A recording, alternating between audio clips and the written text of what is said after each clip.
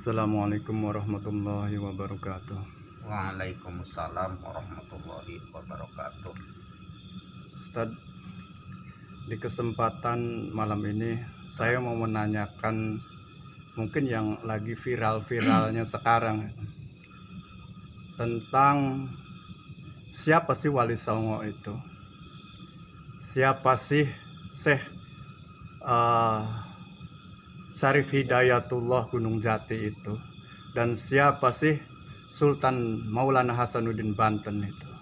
Apakah seorang Wali Songo dan Sunan Gunung Jati ataupun Sultan Hasanuddin Banten itu bukan seorang duriat Kanjeng Nabi Muhammad Sallallahu Alaihi Wasallam? Biar kiranya khususnya saya pribadi dan umumnya orang-orang yang menonton tahu siapa sih yang dikatakan duriat Nabi Muhammad itu. Apakah hanya sebatas seorang Habib? Apakah hanya sebatas seorang Tubagus? Ataukah ada yang lain-lainnya? Saya kira itu saja pertanyaan yang mudah-mudahan bisa dijawab sama Ustadz. Oh iya, kalau masalah kita berbicara tentang Wali Sanga ya.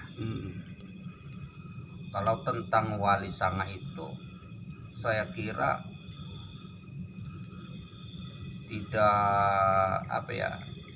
sudah tidak perlu ditanyakan siapa lagi. Sudah. Karena apa? Itu kan sudah masyhur dari dulu. Bukan 10 tahun, 20 tahun ya, tentang cerita Wali Sanga itu. Di buku-buku sudah banyak, di sekolah-sekolahan SD dulu udah diajarkan ya, tentang Wali Sanga itu, bahwa Islam di Pulau Jawa ini bahkan se-Indonesia itu ya ada di sini berkat Wali Sanga itu. Itu kan udah masyhur itu mah. Dan para Wali Sanga itu ya sangat besar sekali jasanya bagi Islam. Sudah tidak bisa diungkiri lagi. Dan mereka mempunyai keturunan-keturunan yang mulia. Mereka adalah keturunan Rasulullah Shallallahu Alaihi Wasallam. Para sayyid, ya, para Wali Sanga itu. Ya itu sudah masyhur itu mah, dari Jawa Timur, Gresik, Kudus, terus sampai Cirebon, Banten. Itu sejarahnya, keturunannya mereka nyampe ke Rasulullah itu sudah masyhur itu. Ya, jangankan ya ahli sejarah, anak kecil saja atau tukang angon itu tahu. Ya, andai kata ada yang mengingkarinya, waduh, betapa betapa anehnya gitu. Aneh sekali. Itu berarti mengada-ada. Udah masyhur lah cerita itu mah. Sebenarnya tidak perlu kita terangkan lagi sebenarnya mah. Urusan Wali Sanga itu sudah masyhur di atas masyhur. Iya. Berarti jelas ya Wali Songo itu tidak perlu diragukan lagi tentang duriatnya, tentang istilahnya sanadnya ke baginda Nabi Muhammad itu ya. Iya, tidak. tidak perlu diragukan lagi, karena bukan cuma sekedar sanad atau senod atau sinid, bukan. Ya. Kenapa? Sejarahnya juga masyhur ya, tentang keberadaan Syekh Syarif Hidayatullah, kelahiran Syekh Syarif Hidayatullah, ada sejarahnya ya. Terus tentang perkawinan bapaknya Syekh Syarif Hidayatullah, ada sejarahnya ya. Tentang mencari istrinya, lalu beristri dengan Nyai Rara Santang, dan Nyai Rara Santang kemudian dikasih nama oleh suaminya dengan nama Syarifah Mudaimah, Syarifah Mudaim. Nah, itu ada sejarahnya. Pas ditemukan di Mekah pada musim haji, ada sejarahnya. Sampai ke Syekh Bayanullah, ke Syekh Bayan ya, di Mekah, itu ada sejarahnya, sejarah lengkapnya. Iya, di Cirebon ahli sejarahnya bukan sembarangan orang. Iya.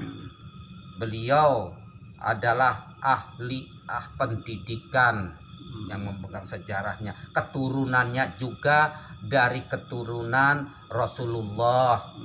Ya. Ada itu pemegang sejarahnya. Ya, terus dilihat dari di museum ya, banyak petilasan-petilasan yang sebagai tanda bukti ya, begitu. Ini Ustadz ya, saya sekarang itu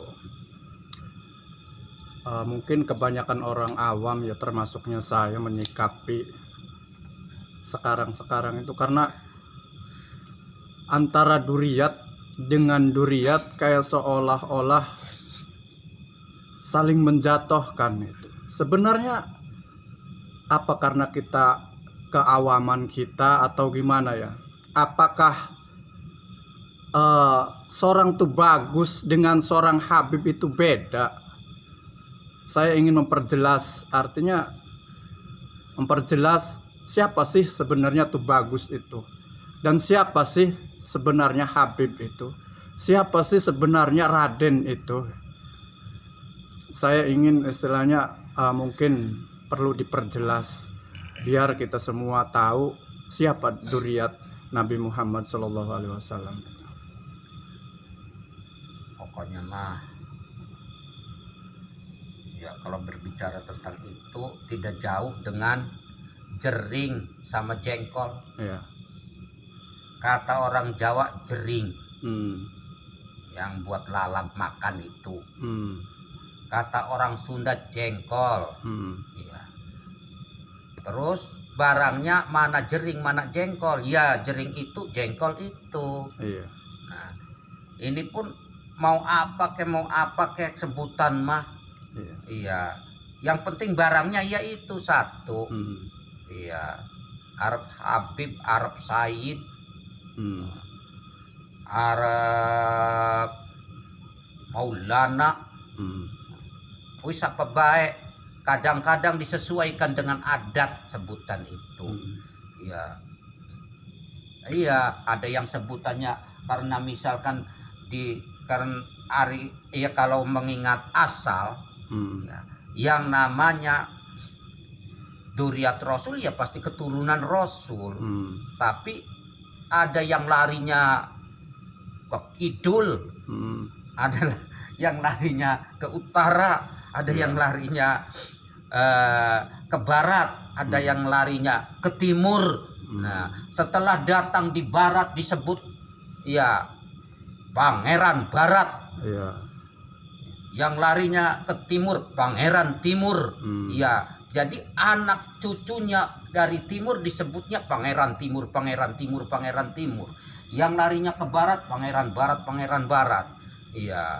Yang larinya ke utara ya ada sebutan lain lagi, misalnya siapa sebutannya ya tergantung bahasa orang utara apa misalnya. Oh, datuk misalnya. Iya, datuk di situ. Anak cucunya disebut datuk. Oh, ada yang di sana.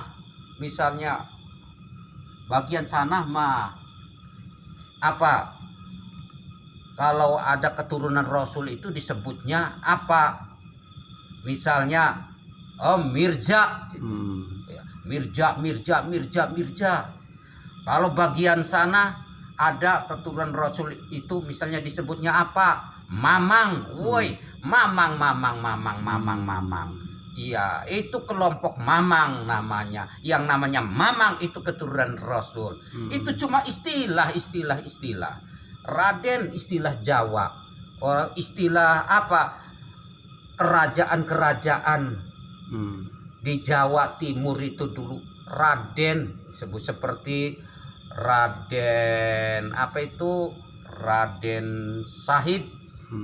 Putranya Raden Sahur. Itu kan Raden. Berarti Ya. pada intinya gelar Tubagus ataupun Permas ataupun Habib hanya sebuah istilah ya. Iya, istilah sebutan di sana. Ya, di tempatnya mereka masing-masing. Iya. Pokoknya yang inti mah kita mengingat duriatnya. Siapapun sebutan terserah itu mah tidak ada yang melarang. Sama halnya dengan begini. Iya. Ya. Kita apa? Ini misalnya ya, rok apa ini? Samsu. Iya, silahkan nyebut Samsu, tapi saya isi misalnya gentong. Iya, rokok gentong. Bisa jadi. Iya. Ya, itu cuma wadahnya doang Samsu. Kadangkala ya ini Roma, tapi ketika dibuka dalamnya Rengginang. Nah, itu. Di sini juga begitu. Ada yang sebutannya emas. Ketika dibuka dalamnya, duriat Rasul min jihati ab. Iya, ternyata yang biasa umumnya disebut syarif, di mana-mana syarif atau sayyid atau habib. Ya, disebutnya mah emas di sini mah misalnya. Emas. Oh, dari Banten misalnya ada yang disebutnya Tubagus. Oh, ketika dibuka diungkap jeruk dalam-dalamnya itu, oh ternyata Tubagus itu nyampe ke Maulana Yusuf. Iya. Bukti ya, terbukti di sini juga banyak tuh teman-teman saya. Ya mungkin saudara saya, tapi saya tidak mau berbicara tentang itu. Nantinya banyak kiai-kiai di seluruh Banten di sini yang saya tahu, makanya berbicaranya Banten. Kiai seberang sana, kiai sini, banyak kiai, guru, semuanya tidak pakai gelar Tubagus. Tidak ada yang pakai gelar Tubagus. Tapi ketika diketahui silsilahnya, ya tanyakan silsilahnya, ya ternyata waduh semuanya ke Sultan Hasanuddin, ada yang ke Syarif Hidayatullah. Oh, semuanya duriat semuanya. Wah. Iya. Ya, dia sebenarnya masing-masing kiai itu ya tahu silsilahnya, tahu. Tapi dia simpen.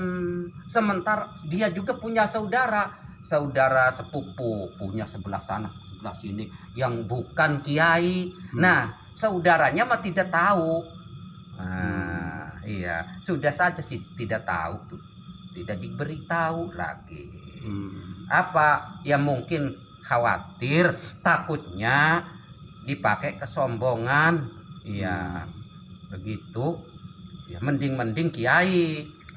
Ya, yang tahu apa, yang tahu takut kepada Allah. Kalau bukan kiai, iya belajarnya ya cuma sekedar iya belajar baru tahu. Iya, punya pangkat, mentang-mentang punya pangkat duriat, ya buat alat apa, buat alat kesombongan, kadang-kadang buat memeras orang. Iya, begitu supaya orang itu ya mudah nurut kepada dia, padahal ya apa tujuannya bukan untuk apa-apa, untuk mementingkan kepentingan diri sendiri. Bukan demi agama. Kadang-kadang kalau sudah jadi kiai baru dipakai tuh bagus demi mengangkat agama. Kalau bukan jadi belum jadi kiai, kadang-kadang tuh bagusnya juga disembunyikan karena takut nantinya anak-anaknya ya takut nantinya saudara-saudaranya. Di sini banyak tuh bagus yang nyadap, yang angon kebo banyak tuh bagus, yang di proyek banyak tuh bagus, iya, yang dagang bakso banyak tuh bagus, duriat Rasul, yang jadi kuli di proyek. Seharusnya kalau berbicara saya nih misalnya duriat Rasul di sini seharusnya malu di sini mah. Mungkin duriat dengan yang tidak itu banyak duriat kalau di sini itu. Iya. Dari keturunan ini saja Syarif Hidayatullah. Ya, di sini ada yang punya putra 9, menclok di kampung itu, di kampung ini, di kampung ini, punya keturunan di situ. Ya, punya keturunan terus hampir satu kampung itu semua keturunan itu. Ada di satu kampung hampir keturunan itu semua. Karena apa? Hasil hubungan perkawinan gitu. Akhirnya punya anak di situ. Anaknya punya anak lagi, kawin lagi. Kawinnya orang tuh bagus mah ya begini. Jadi tidak pandang bulu. Kadang-kadang dengan anak siapa saja. Ya gitu, tidak pernah makanya cepat banyak. Kadang-kadang orang yang satu di sini di Banten ada yang punya istri 2, ada yang punya istri 3, ada yang punya istri 4 di sini. Iya, jadi cepat banyak, apalagi yang kiai yang punya istri 4, yang punya istri 3, yang kiai komo zaman dulu mah, zaman bengen mah komo pisan sama wong tua kita. Iya, pada kawin niku ora siji ora roro, bahkan sampai sing diceritakan ya karo wong sing tua sing weruh ana sing sampai lebih sing 10 kawin niku. Iya, dheweke kan ditele lamun diomongaken duriat maduriat ditele, tapi ya orang engko titel kuwen koten kok kawin sampai tekaning 10 mah lebih jareh dongeng ibu tua. Bengen wong kene kuwen. Tapi nikahnya itu bukan berarti karena nafsu ya. Kudu dikumpulaken duwe anak ning kene, duwe anak. Engko barang wis rada gede pegat maning. Engko kawin maning. Engko pegat maning ning bagian gunung kawin mah. Iku saiki wah kayak keturunanane. Nah, iku kan nyeberaken keturunan iku. Arep ora wake sing endi pangkat duriat Rasul. Ning daerah Banten iki. Lah bangka malu lamun ning Banten ngomong-ngomong kita ki duriat, malu, sangat malu. Wis pada baik, wis mekonon baik saiki mah. Sing penting bener ora wonge konon bae wis iki mah. Ning kene mah konon. Awas dulu, hati-hati. Sekarang gini sudah karena lagi viralnya. Ya. Artinya kok kayak seolah-olah Wali Songo ini enggak ada nggak ada bisanya, nggak ada harganya gitu. Sekarang kalau saya bandingkan antara duriat Nabi yang dari Wali Songo dengan yang bukan dari Wali Songo, kalau dibandingkan jasanya lebih banyak mana di Indonesia ini? Apakah keturunan dari Wali Songo apa keturunan dari yang lainnya? Ya dari Wali Songo lah. Iya, di Jawa Tengah banyak, di Jawa Timur hampir para gus itu, para gus yang di Jawa Timur, para gus yang di Jawa Tengah itu keturunan Wali Songo itu kebanyakan. Iya, makanya pangkatnya segitu, banyak yang jadi wali. Ya keturunan Wali Songo itu kebanyakan. Iya, cuma tidak pakai titel apa-apa kayak Gus Dur tuh, tidak pakai titel Syarif, tidak pakai titel tuh bagus, tidak pakai titel Raden. Ya mungkin titel mah ada tapi tidak disebut gitu. Ya tidak punya organisasi, sudah makanya maklum di sini bekas perang di sini itu dulunya perang, sehingganya ya pembawa silsilahnya ini mati di tengah jalan. Oh, jadi keputusan silsilah. Iya, baru punya anak kecil, ya belum tahu apa-apa, dia sudah meninggal, ada ceritanya lagi, banyak di sini ceritanya, cerita orang tua. Ya begitu. Jadi pada intinya saya ulas kembali ya. Ya ini mah Iya. sambil ngobrol, Iya. ini mah habis ngajuin gitu biar. Yang namanya Duriyat itu bukan hanya seorang Tubagus ataupun Habib. Bukan.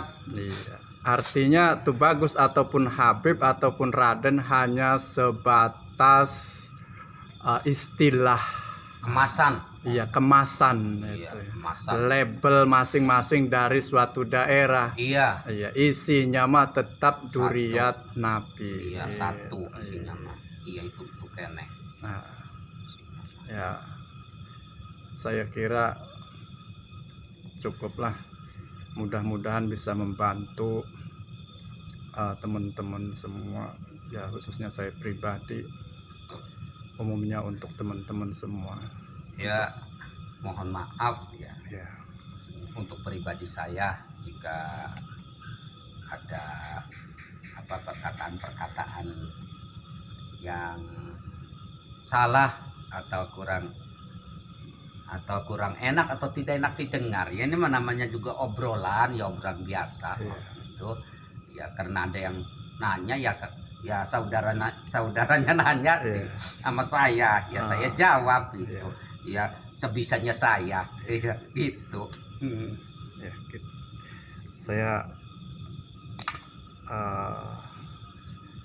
Saya mau menyampaikan satu pesan yang mudah-mudahan bermanfaat untuk kita semua.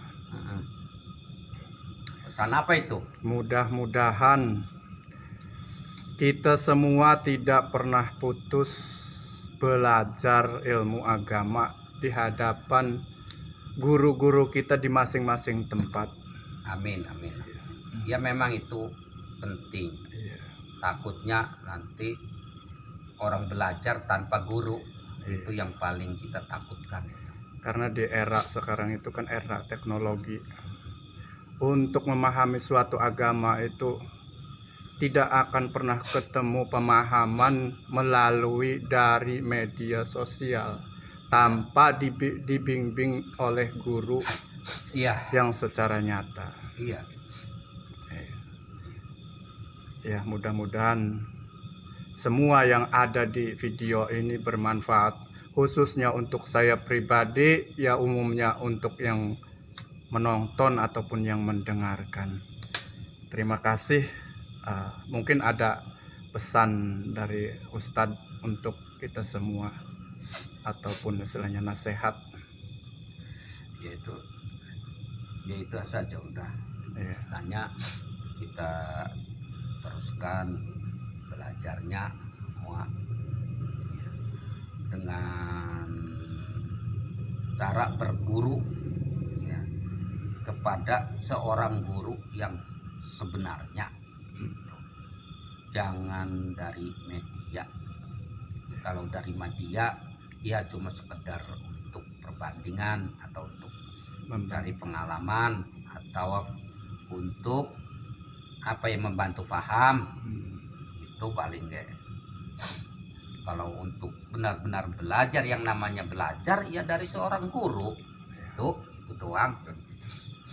Jangan sampai meninggalkan belajar, nantinya kalau belajar ya pesantren kosong, majelis taklim kosong, kiai gelar tikar, itu yang kita takuti ya begitu. Kenapa apa ya gimana nantinya kalau udah begitu. Ya, nah, terima kasih Ustadz. Ya sama-sama. Ya, saya tutup dengan pembacaan. Wassalamualaikum warahmatullahi wabarakatuh. Waalaikumsalam warahmatullahi wabarakatuh.